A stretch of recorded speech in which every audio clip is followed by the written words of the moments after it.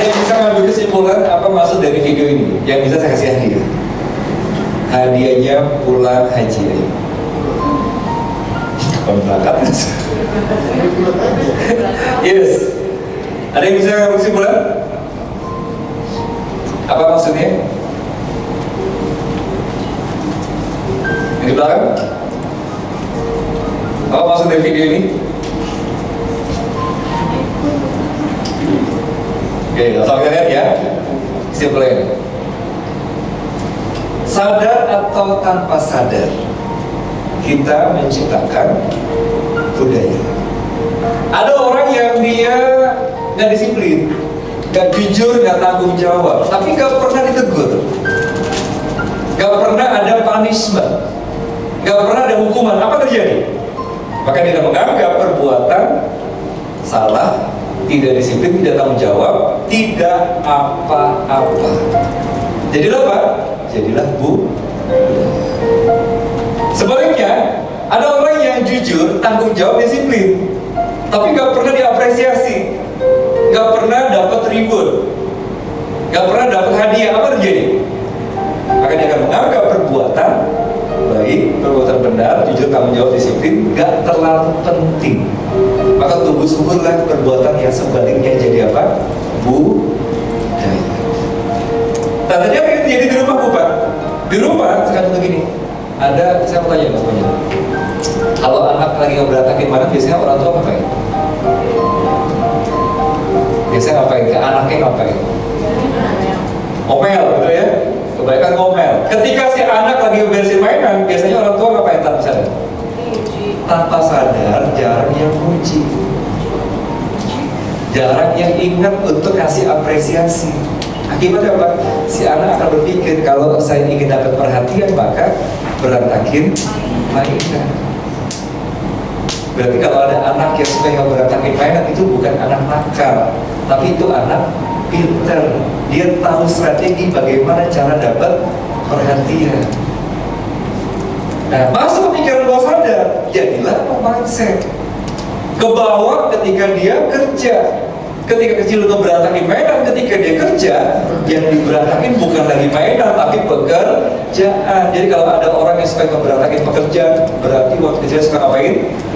Berantakin mainan. Itu terjadi di semuanya. Ya? Oke, sampai tadi. Nah, karena apa? Banyak orang yang akhirnya, oh ini harus dibangun nih motivasinya. Fokusnya ke motivasi. Setiap tahun ada acara capacity building, team building, outbound. Panggil pembicara motivator. Pada saat pembicara itu mengisi acara, semangat tidak? Oh semangat, tapi semangatnya 45 hari kambuh, kumar. Kenapa? Karena hanya semangat untuk bergerak. Semangat untuk bergerak, bergeraknya tidak sama, arahnya tidak sama, apa terjadi? Ibarat mobil bergerak ingin maju ke depan dengan arah yang berbeda-beda, apa terjadi? Terjadilah tabrakan, gesekan, benturan. Tapi aku heran ya, kalau misalkan Bapak di organisasi ada tabrakan, gesekan, benturan, itu bukan karena orang-orangnya tidak baik, bukan, tapi karena arahnya yang belum sama. Saya percaya dan yakin kok orang-orang di puskesmas yang Gebang Raya itu pasti baik-baik semua, bagus-bagus semua. Tapi karena arah yang tidak sama, ingin maju ke depan dengan arah berbeda-beda, maka tabrakan, gesekan, benturan terjadi. Terus bagaimana harusnya? Harusnya disamakan bukan semangatnya aja, tapi arahnya. Saya waktu itu pernah diundang acara ya di depan beberapa profesor, saya presentasi tentang culture. Dan mereka bilang gini ke saya, Pak Agung, susah Pak, bagaimana mungkin Anda membuat orang yang beda latar belakang itu sama arahnya? Susah Pak Agung, saya bilang gini, ya memang kan susah Prof, tapi susah bukan berarti gak bisa. Contoh paling gampang gini Prof, orang yang berangkat ke tanah suci, apakah mereka sama negaranya? Latar belakangnya sama atau beda? Bahasanya sama atau beda? Tapi ketika mereka berangkat ke tanah suci, sama nggak? Arahnya sama, langkahnya sama, nilainya sama. Kenapa? Karena sudah ada arena. Nah, lupa, arena ini apa? Disebut dengan bagaimana kita membangun culture. Sama kita lihat ya. Lupa, saya mau tanya. Bicara situ ada dua, Bapak catat ya. Bicara situ ada dua. Yang pertama ada culture based on system. Yang kedua culture based on values. Apa culture based on system? Contohnya negara Singapura. Orang Singapura nggak berani buang sampah sembarangan. Di mana? Di negaranya. Kenapa? Kenapa? Karena ada denda. Betul ya? Orang Singapura ketika mereka pergi ke Batam berani nggak buang sampah sembarangan? Kenapa berani? Karena aturannya ada tapi nggak dijalanin. Betul? Nah, itu berarti culture yang dibangun based on system. Yang kedua, ada culture based on values. Contohnya negara mana? Jepang. Orang Jepang itu dimanapun mereka berada tetap bersih. Masih ingat ya? Ketika Piala Dunia mereka kalah, sebelum mereka kembali ke tanah air mereka, apa mereka lakukan? Bersih-bersih. Berarti dimanapun mereka berada tetap menjaga kebersihan. Nah, yang menarik ini, berarti culture-nya bagus kan? Orangnya jujur-jujur. Tapi pertanyaannya, kenapa banyak orang Jepang yang bunuh diri Bapak Ibu? Stasiun dari mana? Padahal dia aman. Kita ketinggalan handphone di stasiun, gak ada yang berani ngambil. Betul? Orangnya juga santun-santun, hormat-hormat, saling menghargai. Pertanyaan, kenapa mereka bunuh diri? Karena mereka stres. Waktu itu saya pernah ketemu sama sahabat saya, dia itu punya perusahaan di Jepang. Saya tanya, Pak Harun, kenapa ya banyak orang Jepang yang bunuh diri Pak? Padahal orangnya culture-nya bagus-bagus. Saya tanya gini, apakah mereka gak percaya sama Tuhan? Kata Pak Harun, apa? Saya bawa mereka sama Tuhan. Saya punya office boy Pak. Office saya itu dia ngebersihin toilet, bersihnya pakai banget. Hotel bintang 5, gak ada bau-baunya sama sekali. Saya tanya sama dia, Pak, ngapain Anda dalam ngebersihin begitu bersihnya Pak? Toilet itu. Apa kata si OB ini? Dia bilang apa? Bukankah di toilet tidak ada Tuhan?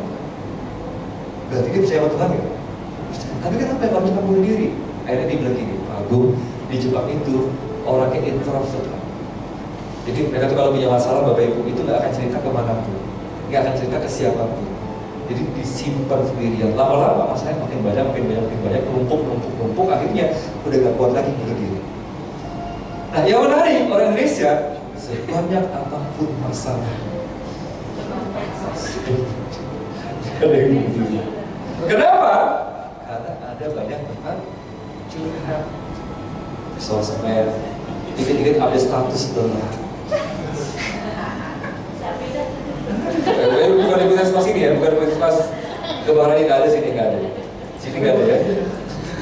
Salah. Dan apa lagi?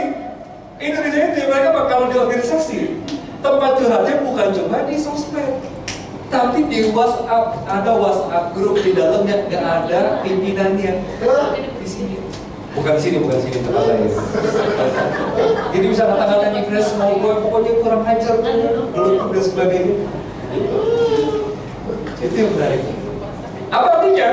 Kalau orang Jepang, culture-nya udah oke, tapi mereka belum bahagia, mereka bunuh diri. Bukan, saya mau tanya, kalau Indonesia kita punya tempat curhat banyak, betul ya? Dan ada kalau saya beragama Islam, tempat curhat itu 5 kali. 5 waktu dalam satu hari. Dan ada waktu yang mustajab itu ketika malam hari. Apa artinya? Berarti harusnya kalau culture kita lebih bagus daripada Jepang, kita bisa lebih bahagia juga. Kita punya tempat curhat ini tempat cerita Tuhan yang Allah SWT, maka harusnya kita bisa lebih hebat daripada Jepang. Ya oke. Dan kita akan mulai dari puskesmas. Terlalu beri dong Bapak Ibu. Ya, ini contoh nih Bapak. Contoh bahwa culture itu bisa diwariskan. Apa bisa kita simpulkan Bapak Ibu dari video ini? Budaya bisa diwariskan. Jadi warisan. Pertanyaan sekarang gini, budaya di tempat kita, apakah kategorinya sudah semuanya bagus untuk diwariskan ke generasi berikutnya? Atau masih banyak yang perlu kita perbaiki? Kalau nggak kita perbaiki, Bapak Ibu semua, yang kurang baiknya dilanjutkan oleh generasi berikutnya, saya mau tanya, berarti itu dosanya siapa? Tanggung jawabnya siapa? Tanggung jawab. Kan kita sekarang ada kesempatan, betul? Jadi semua ya, saya mau ngajak semua yang kumpul-kumpul di sini, yuk kita pikirin apa budaya yang mau kita buat untuk kita wariskan supaya kita nanti mempertanggungjawabkannya enak di hadapan Tuhan. Kalau Bapak mau, saya sharing itu, Pak. dibagi ke Bapak Ibu semuanya. Tapi kalau nggak mau juga nggak apa-apa. Saya ke Bapak Ibu semuanya, ya. Bapak, saya izin sampaikan ya. Saya biasanya kalau ngisi sekarang ini banyak di kementerian, terutama kali. Kenapa saya mau datang ke Puskesmas? Karena saya melihat ada potensi. Saya kenal sama beliau, sama Bu Dodol, ya, dari tahun 2019 ya. Oke. Dan saya melihat itu semuanya ada keinginan yang baik untuk apa kita bangun culture itu. Lupa, jangan sia-sia kesempatannya 2 hari. Lebih baik kalau semuanya kita digantiin aja. Kalau Bapak Ibu nggak berkenan. Kenapa? Karena saya banget. Bapak Ibu di sini, ini ilmu yang langka, ilmu yang jarang. Kalau Bapak Ibu tanya, konsultan budaya yang benar-benar fokus pada budaya kerja organisasi di Indonesia cuma 1. SCB. Ini saya, dan saya langsung turun tangan sini. Saya langsung datang ke sini ke Puskesmas ke Bali. Karena kalau misalkan Bapak Ibu tanya sama Pak Soki, saya biasanya ngisinya di mana? Biasanya untuk SKPD, kepala SKPD di provinsi. Tapi saya senang banget datang ke sini, Mas Bapak Ibu. Jadi yang saya ini, saya. Ayo ready? Tepuk 1, tepuk 2, ayo baik. Dari mana kita mulai? Siapkan tulisnya, kita ada aktivitas itu. Ya, saya minta Bapak Ibu gambar